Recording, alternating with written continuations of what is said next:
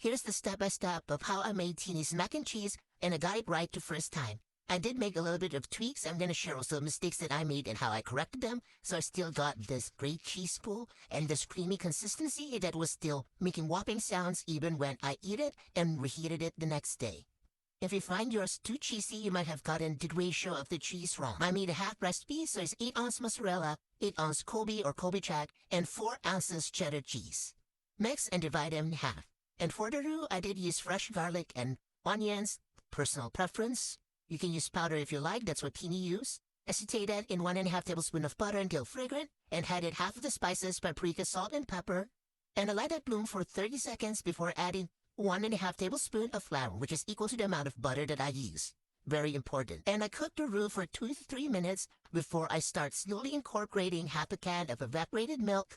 And I incorporate the evaporated milk slowly. I pour a little bit each time and whisk for a minute before I add a little bit more. I did about it 4 times until I poured half a can of evaporated milk into the roux.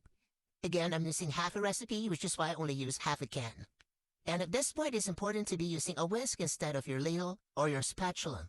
Next step is adding Dijon mustard. I don't like Dijon mustard. Teen said you could skip it. If you don't like it, what I did is I added a tablespoon of homemade mayonnaise instead.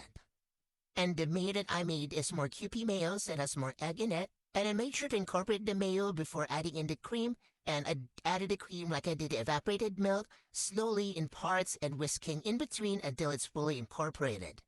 And you just keep whisking, you never stop whisking.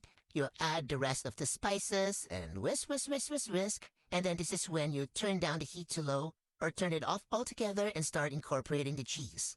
And remember, we're only adding half of the cheese that we shredded, and we have to make sure that the cheese is melted before adding more cheese. If you turn up the heat or keep the heat on high when you're adding the cheese, it will curdle. And here's where the mistake that I made that I corrected. I did find the cheese sauce a little bit too thick, so I added more cream and prayed that I didn't make a mistake doing that.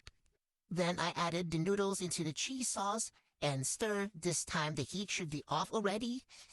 And when it comes to the noodles, only boil it for 7 minutes. Just remember, this is still going in the oven, especially if you make it the day before.